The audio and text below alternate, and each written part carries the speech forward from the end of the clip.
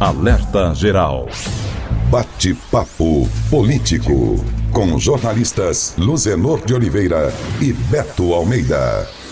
São 7h19, eleições municipais. Os partidos têm 2 bilhões de reais de recursos do fundo eleitoral, mas as verbas não chegam a todos os candidatos. Aqui mesmo no Ceará, tanto na região metropolitana de Fortaleza quanto no interior do estado, muitos candidatos reclamam que não conseguem acessar o dinheiro do fundo eleitoral. As informações com Sátiro Salles. Muita gente não sabe, mas o dinheiro usado na campanha eleitoral é oriundo, em sua maior parte, dos recursos públicos. A partir de 2015, com a proibição do financiamento empresarial das campanhas, a maior parte da fatia mais expressiva do dinheiro para bancar as candidaturas sai dos cofres públicos e está no orçamento da União. Em 2020, por exemplo, o Congresso Nacional destinou 2 bilhões e 35 milhões de reais para o fundo eleitoral, além de 959 milhões de reais para o fundo partidário. O fundo eleitoral tem destino específico: cobrir as despesas das campanhas dos candidatos a vereador e a prefeito dos 5.568 municípios. Há 19 dias do primeiro turno da eleição, poucos entre os mais de 550 mil candidatos a prefeito e a vereador têm motivos para sorrir com o fundo eleitoral. Embora a fatia seja expressiva, 2 bilhões de reais, o dinheiro não chega para todos e são poucos os candidatos que, bem afinados com os dirigentes dos partidos aos quais são filiados, conseguem uma boa parcela das verbas para custear as despesas da campanha. Os dados das prestações de contas parciais das eleições já divulgados mostram que pouco mais de 50 mil concorrentes receberam de seus partidos verbas dos dois fundos para bancar as suas campanhas. Apesar disso, 80% do valor total liberado, 646 milhões de 807 milhões, foram para cerca de 4.600 candidaturas, o que representa 0,8% do total de postulantes lançado pelos partidos. Com informações dos bastidores da campanha eleitoral para o jornal Alerta Geral, Sátiro Salles.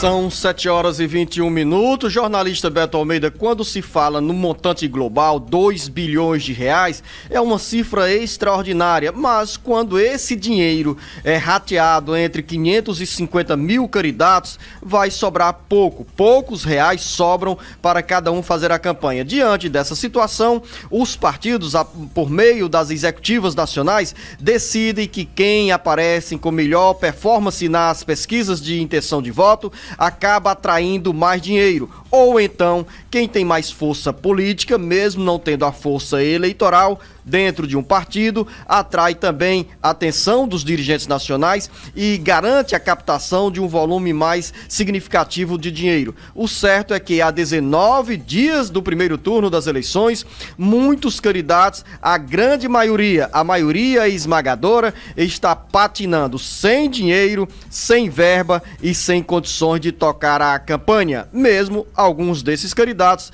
tendo condições e perspectivas de poder. Beto Almeida, análise política com credibilidade e isenção. A reclamação, Luzenor, existe, ela na realidade desagrada muito dos candidatos que falam, né, que o repasse do fundo, das verbas do fundo partidário não tem sido igualitária. A realidade é a seguinte, Luzenor, existem até critérios partidários que a Justiça Eleitoral adota para fazer a divisão do fundo partidário, principalmente com base no número de deputados eleitos na última campanha. Só que, quando esse dinheiro chega aos partidos políticos, não há exatamente um critério único. Cada partido faz a sua avaliação, a sua forma que encontra como ideal para fazer a distribuição desses recursos. Porque vamos olhar, o recurso, é bom que se diga, por mais que no volume global essa verba seja significativa, de 2 bilhões de reais, se for para distribuir de forma igualitária, Luzenor, entre todos os candidatos, não dá realmente também para satisfazer a ninguém. Os partidos, então, partem do seguinte pressuposto, que eles vão priorizar, naturalmente, aqueles que têm maior viabilidade eleitoral. E dentro de qualquer campanha, dentro de qualquer chapa, seja ela majoritária ou mesmo, por exemplo, a proporcional, principalmente a proporcional, que no nosso caso desse ano é para vereador, é óbvio que ali tem um quantitativo de candidatos, Zenor, que simplesmente não apresentam nenhuma viabilidade eleitoral. Então os partidos acabam investindo num número reduzido de eleitores. É injusto? Eu não sei, eu vou ser muito sincero aqui com você, eu não considero injusto, Luciano. Eu sei que é difícil um candidato estar ouvindo e dizendo, poxa, eu sou candidato, então eu poderia ter chance se eu tivesse também o mesmo recurso. Nos partidos, na realidade, apostam e querem ter o maior número de cadeiras nas casas legislativas, nas prefeituras. Para isso, é natural que eles vislumbrem aquele candidato que tem maior viabilidade. Vou te dar aqui um exemplo, Zenor. Vou pegar aqui um partido como a Prefeitura de São Paulo, por exemplo. Está lá o Mário Covas, Bruno Covas, candidatíssimo, hoje com um potencial de reeleição enorme. Você imagina então que o PSDB vai deixar de priorizar uma candidatura dessa, do Mário Covas, do Bruno Covas, Luciano, com potencial para a maior capital do país e, por exemplo, destinar o mesmo potencial, o mesmo total de recursos para um candidato de uma outra capital? Não vai. Vamos trazer para a nossa realidade, jornalista Beto Almeida. Por exemplo, o candidato do PDT, José Sarto, que aparece em terceiro lugar nas pesquisas de intenção de votos, é um dos mais contemplados entre os candidatos a prefeito do PDT em capitais, com esse recurso. Tanto José Sarto, do PDT em Fortaleza, quanto Marta Rocha, que é candidata do PDT no Rio de Janeiro, recebeu 4 milhões de reais de doação da campanha eleitoral como fundo eleitoral do PDT. Já também em Fortaleza, o capitão Wagner aparece nessa primeira parcial com a doação de pelo menos 1 milhão e 100 mil reais do fundo eleitoral do PROS. Capitão Wagner, que é citado pelos eleitores como preferido pelas pesquisas de opinião pública em primeiro lugar na corrida pela Prefeitura de Fortaleza.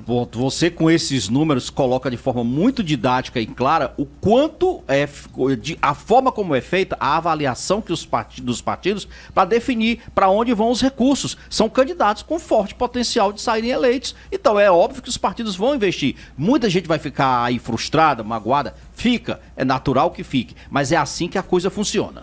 E outros serão eleitos, Beto Almeida, sem o dinheiro do fundo eleitoral, do fundo partidário, e lá na frente dirão, olha, não me deram nem um centavo, mas eu sempre dizia que tinha condições de me eleger. E aí é uma resposta que o eleito tem, ou a eleita tem para o partido. E depois se integra com normalidade à vida partidária. Olha, Luciano, isso daí são o quê? As chamadas exceções. Existem sim casos de candidatos que de fato são eleitos com pouca verba, às vezes com um potencial muito reduzido de recursos, inclusive de doações, mas que consegue driblar todas essas dificuldades e se eleger. Mas são exceções à regra. Lembrando, por exemplo, Zino, que o calendário eleitoral, por exemplo, hoje está muito rigoroso com essa questão da prestação de contas que tem que ser feita agora de forma online, tem que ser feito, tem que ter as parciais, por exemplo, já venceu. Hoje, dia 27, é o último dia para a apresentação da prestação de contas. Para você ter ideia, os candidatos a prefeito aqui de Fortaleza já gastaram um pouco mais de 12 milhões de reais. Tá tudo lá no Divulga Cândido, quem tiver paciência, basta entrar no site do TSE ou do TRE aqui no Ceará, vai lá no Divulga Cândido, você seleciona a capital, seleciona o seu candidato que você tem interesse, ou todos eles, e vai ver exatamente qual é o percentual que cada um já gastou com valores até agora. Jornalista Beto Almeida, você tem ideia de quantos candidatos estão disputando hoje as 184 prefeituras e as 184 câmaras municipais do Ceará? Não tenho, Luciano, assim. Então vamos agora com o Carlos Silva, que tem informações sobre os números da Justiça Eleitoral. Mais de 500 mil de candidatos estão na disputa pelas prefeituras e câmaras municipais de todo o Brasil. Há 19 dias do primeiro turno das eleições municipais, os números do Tribunal Superior Eleitoral, TSE, atualizados nesta segunda-feira, mostram que na corrida pelas prefeituras e câmaras de vereadores das 5.560 cidades brasileiras, 556.033 pessoas pediram registro de candidatura. Desse total, segundo o TSE, 19.230 disputarão uma vaga nas prefeituras e 517.328 são postulantes às câmaras municipais. São pelo menos 19.475 registrados como vice na chapa dos candidatos a prefeito. Os dados do Tribunal Regional Eleitoral, TRE, apontam que nos 184 municípios do Ceará foram 16.117 pedidos de registro de candidaturas a prefeito, a vice-prefeito e a vereador. O TSE revela ainda que em 2016 deram entrada no pedido de registro de candidatura junto à Justiça Eleitoral 496.892 brasileiros, sendo 57.558 concorrentes aos cargos de prefeito e vice-prefeito, 463.375 para uma cadeira de vereador. Segundo o Tribunal Superior Eleitoral, não foi só o número de candidatos que aumentou em comparação ao pleito de 2016. Naquele ano, foram registrados 144.088.912 eleitores aptos a votar. Nas eleições 2020, são 147.918.483 brasileiros que poderão escolher seus representantes no dia 15 de novembro. Com informações dos bastidores das eleições municipais, para o jornal Alerta Geral, Carlos Silva. O Ceará inteiro ligado através da informação. Alerta Geral. Alerta Geral. São 7h32. O governo federal decreta pela segunda vez estado de calamidade pública no Ceará em função da pandemia da Covid-19. As informações com Carlos Silva. 2 estados, Bahia e Ceará, tiveram, nesta segunda-feira, decretado o estado de calamidade pública pelo governo federal em função da pandemia da Covid-19. A medida terá vigência até o mês de abril de 2021. É a segunda vez que o Ceará entra nessa situação. A portaria assinada pelo ministro da Secretaria Nacional de Proteção e Defesa Civil, Alexandre Lucas Alves, foi publicada na edição desta segunda-feira no Diário Oficial da União. O estado de calamidade dá mais liberdade para os gestores públicos aplicarem, sem amarras da legislação, recursos destinados a ações que estejam dentro das medidas de proteção à população e, no caso atual, a pandemia da Covid-19. Com o estado de calamidade pública, devido à crise sanitária, o governo do estado fica desobrigado, enquanto vigorar a portaria, a cumprir as metas fiscais. Com base no decreto do governo federal, o governador Camilo Santana deverá encaminhar mensagem à Assembleia Legislativa para a mesma medida ser estendida aos municípios cearenses.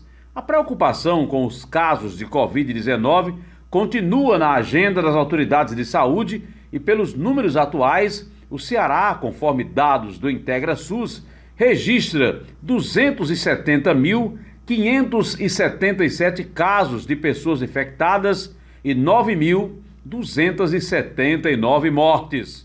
Com informações dos bastidores políticos para o jornal Alerta Geral, Carlos Silva. Uma medida, jornalista Beto Almeida, que, como disse o Carlos Silva, elimina a burocracia para o governo do estado adotar ações na área da saúde e da crise sanitária, como, por exemplo, deixar de realizar aquele processo de licitação mais burocrático para agilizar, para acelerar a liberação de recursos ou executar obras dentro do que esse decreto do governo federal estabelece nas ações, nas iniciativas de combate à pandemia do coronavírus. E como desdobramento desse decreto de calamidade pública, os municípios serão também beneficiados diretamente, inclusive com esse poder, com essa liberdade dos gastos, se estendendo até abril, ou seja, janeiro, fevereiro, março e abril do próximo ano, na gestão dos novos prefeitos.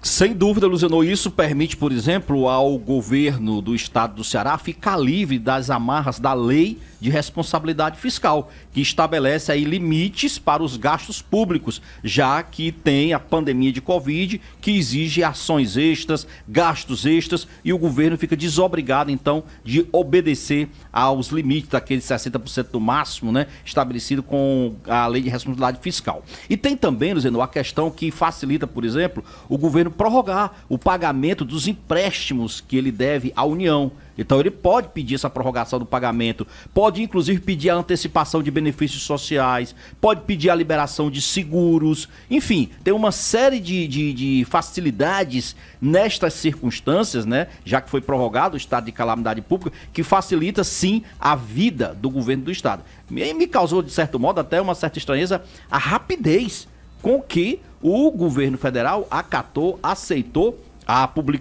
o pedido, né, de calamidade pública, já publicando no Diário Oficial de ontem. Do ponto de vista prático, Luziano, por exemplo, os pequenos produtores, aquelas cooperativas agrícolas, rurais, elas também tiram algum proveito dessa história. Sabe por quê?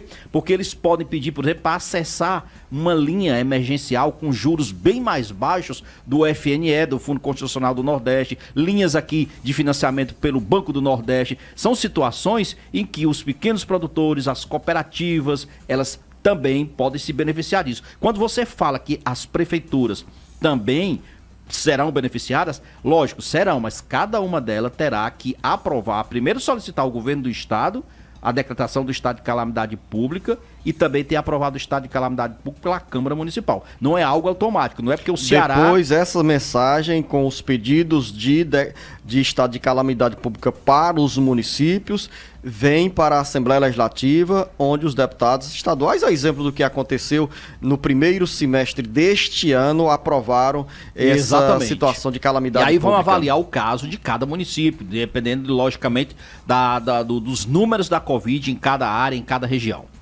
São 7 horas e 37 minutos. O jornalista Beto Almeida, o governador Camilo Santana, anda preocupado com essa questão da crise sanitária, como demonstrado aí nesse pedido do estado de calamidade pública junto ao governo federal, mas ao mesmo tempo está com o pé na campanha eleitoral.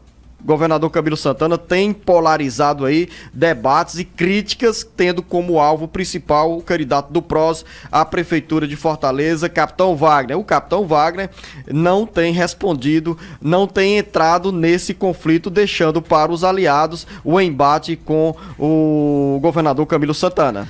Muito claramente, o governador Camilo Santana, que estava aí afastado das atividades públicas por conta do diagnóstico dele de Covid, então, segunda-feira marcou aí de vez a retomada do governador Camilo Santana a essa agenda pública e de cara ele voltou à carga, fazendo críticas fortes, contundentes mesmo, ao candidato do PROS, Capitão Wagner, onde, mais uma vez, ele voltou a enfatizar a ligação do Capitão Wagner com os policiais militares e, principalmente, Luziano, com aquele motim ocorrido em fevereiro deste ano. E ele disse que o capitão representa o que existe de pior na política, o ódio na política. Claramente se observa o seguinte, o governador Camilo Santana, como você disse, resolveu, ou pelo menos está tentando puxar o Capitão Wagner pro ringue, como se diz, para a briga política. O Capitão Wagner está colocado muito claramente o seguinte,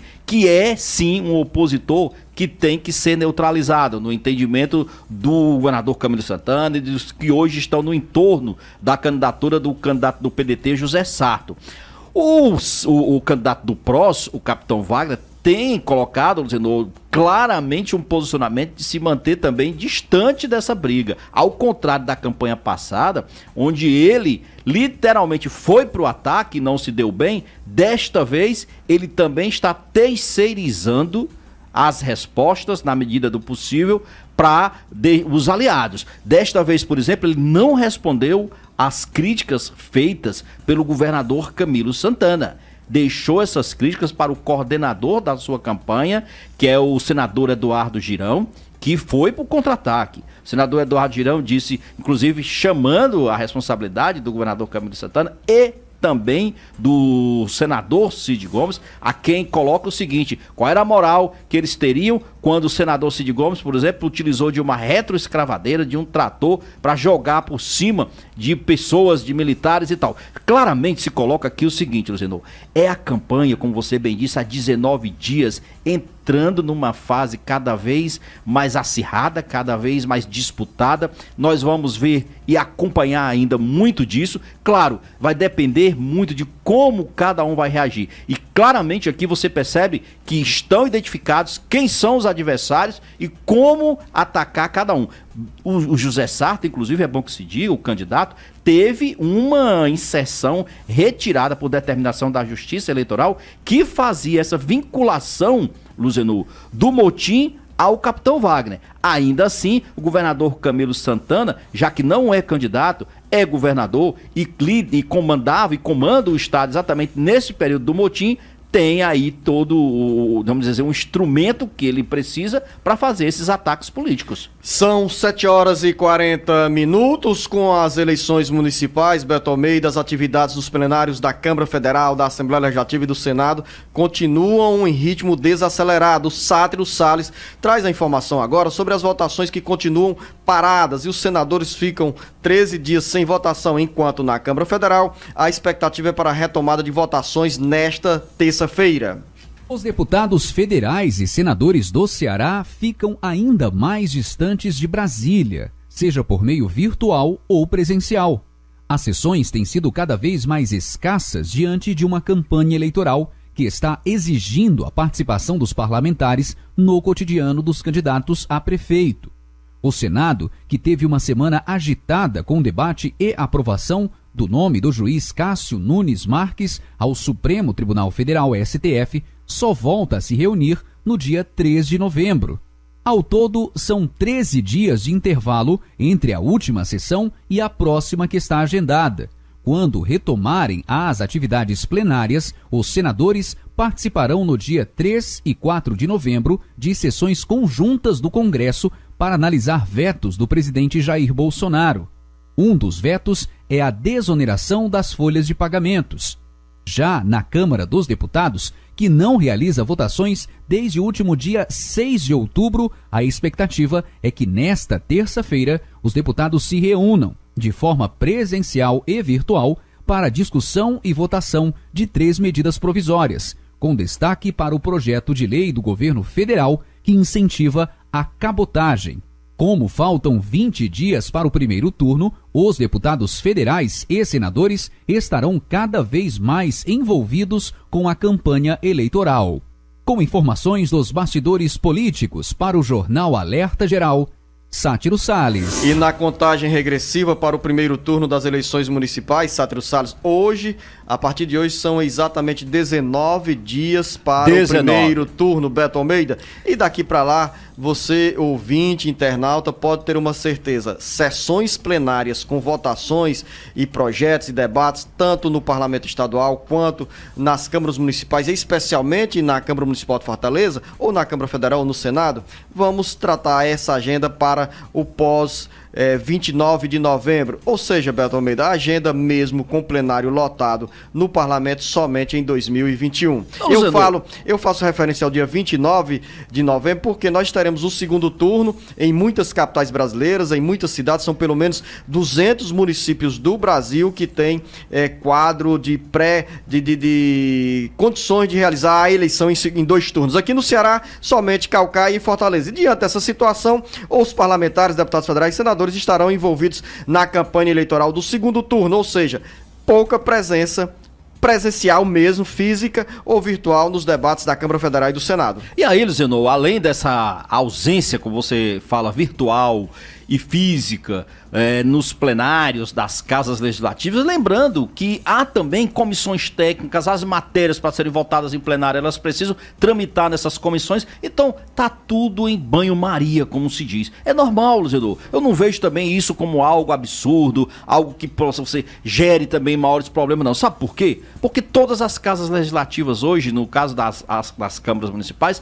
elas estão envolvidas na renovação de seus quadros. Mesmo numa Assembleia Legislativa como nossa, aqui no estado do Ceará, nós temos deputados diretamente envolvidos, seja disputando as prefeituras, seja apoiando seus candidatos nos redutos eleitorais. Então, tudo isso absolutamente normal. E nessa reta final, todos estarão engajados na campanha dos candidatos como familiares ou também aliados mais diretos. Exatamente, Luciano. Agora, a gente já está terminando e eu quero rapidinho não esquecer o seguinte, que eu chamei.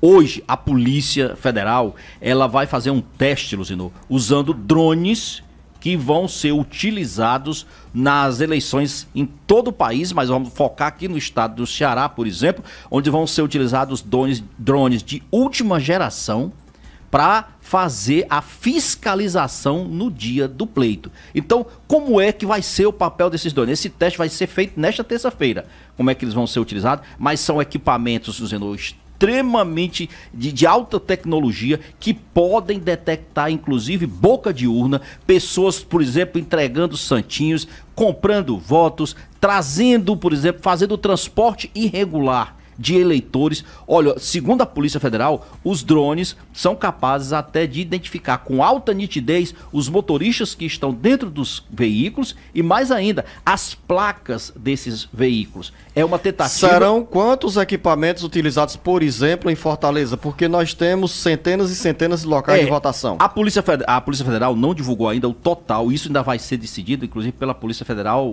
no país, a Superintendência Nacional da Polícia Federal, porque eles vão definir exatamente por ordem de prioridades, pela quantidade que eles vão ter dos drones e onde eles serão colocados. Fortaleza, por exemplo, com certeza será. Eu não tenho ainda, a Polícia Federal não divulgou qual é a quantidade de drones que serão utilizados aqui para fazer essa fiscalização. É claro que em forma de quantitativo vai ter que se distribuir de forma, numa cidade imensa como Fortaleza, com a quantidade de sessões eleitorais, isso não vai ser o suficiente, mas significa dizer o seguinte, que precisa ter cuidado porque alguém pode ser surpreendido com uma história dessa. 7h46, final do nosso bate-papo político. O jornalista Beto Almeida, daqui a pouco o Marcos Furlan tem outras informações e também mais notícias no nosso cearagora.com.br. A você, ouvinte internauta, a você, jornalista Beto Almeida, o nosso bom dia, bom trabalho. Um bom dia a todos e até amanhã.